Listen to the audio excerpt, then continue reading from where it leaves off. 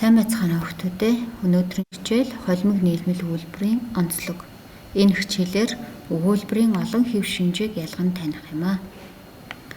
За бид өгүүлбэрийн тухай буюу энгийн өгүүлбэрийн хувьд цөм бус өгүүлбэрийн тухай харин хэд хэдэн санаа үйл явдлыг илэрхийлэх нийлмэл өгүүлбэр буюу зэрэгцсэн, угсарсан, харилцаа угсарсан нийлмэл өгүүлбэр багцсан өгүүлбэрийг холимог нийлмэл өгүүлбэр гэдэг тухай энэ хичээлээр судлах нэ.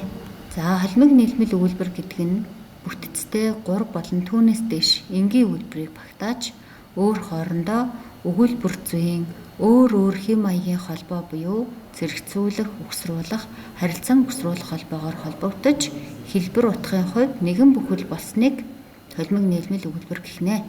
За жишээлбэл хасаг тэрэгний хахнах тусам лувсангийн сэтгэл уйтгарлаж хүрэн шарын хашигнах бүр түүний уур хүрнэ гэсэн 4 өгүүлбэрээс бүтсэн холимог нийлмэл өгүүлбэр нь угсруулах болон зэрэгцүүлэх холбоос холилдож орсон учраас холимог нийлмэл өгүүлбэр болж байгаа юм аа.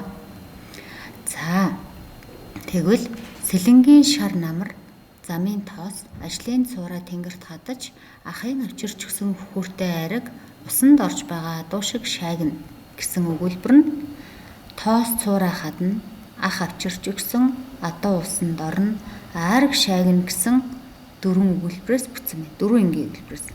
За тэгвэл эдгээр өгүүлбэрүүд нь замын тоос ажлын цуураа тэнгэрт хадаж айраг шаагна гэсэн зэрэгцүүлэх холбоо, ахын авчирч өгсөн айраг гэсэн үгэнд холбогдоод угсруулах холбоо, усанд орж байгаа адуу гэсэн үгэнд холбогдож угсран найр харгаар холбогдсон 4 энгийн өгүүлбэр нь зэрэгцэх угсруулах 2 холбоогоор холбогдсон учраас холимог нийлмэл өгүүлбэр болж байгаа байх нэ. За тэгвэл холимог нийлмэл өгүүлбэр маань ерөнхийдөө энэ 4 хэв шинжийг хадгалж байдаг.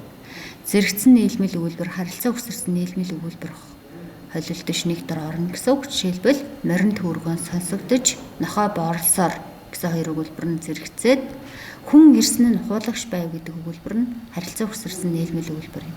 Ингээд зэрэгцсэн болон харилцаа угсарсан нийлмэл өгүүлбэр нэг дор орохоор холимог нийлмэл өгүүлбэрийг бүтээж байгаа гэсэн. За тэгвэл дараагийн хэв шинж нь зэрэгцсэн нийлмэл өгүүлбэр, угсарсан нийлмэл өгүүлбэр. Тансаг говь зэрэглээ сүмэж өргөн тэнгэр дээр нь хөхөрөхөд өнчин зав бүртээ. За зэрэглээ сүмэж гэдэг нь болохоор зэрэгцсэн нийлмэл өгүүлбэр, тэнгэр хөхөрөхөд гэсэн өгүүлбэртэй зэрэгцэж байна. Харин заг бүртээ гэсэн гол өгүүлбэртэй угсарч холбогдсоноор энэ өгүүлбэр маань холимог нийлмэл өгүүлбэр болж байгаа юм нэ. Боломгц зэвсэг тээсэн машин цэргүүд өнгөрхөн сонсогдно. За энэ хэв шинж нь бол харанхуй боломгц зэвсэг тээсэн машин гэсэн 2 өгүүлбэр нь угсарсан нийлмэл өгүүлбэр, цэргүүд өнгөрхөн сонсогдно гэсэн өгүүлбэр нь харилцаа угсарсан нийлмэл өгүүлбэр юм аа. Ингээд угсарсан нийлмэл өгүүлбэр, харилцаа угсарсан нийлмэл өгүүлбэрийн хэв шинж нэг дор орсноороо холимог нийлмэл өгүүлбэрийг бүтээж байна. За дөрөв дэх хэв шинж нь угсарсан нийлмэл өгүүлбэр, зэрэгцсэн нийлмэл өгүүлбэр, харилцаа угсарсан нийлмэл өгүүлбэр нэг дор орж холимог нийлмэл өгүүлбэрийг бүтээсэн байна. Зум болохоор гэдэг нь угсарсан нийлмэл өгүүлбэр, зураг нь гоёмсог бөгөөд гэж зэрэгцсэн нийлмэл өгүүлбэр, будаг нь солонгорох нь сайхан гэсэн харилцаа угсарсан нийлмэл өгүүлбэр орсноороо энэ өгүүлбэр маань холимог нийлмэл өгүүлбэр болж байгаа. За тэгэхээр холимог нийлмэл өгүүлбэрийн хувьд энэ 4 хэв шинж байдаг гэдгийг маш сайн анхаарч дасгал даалгавруудаа сайн хийгээрэй. Ингээд хичээлийн дараах сарлаа хийж гүйцэтгээд илгээгээрэй хүүхдүүдээ.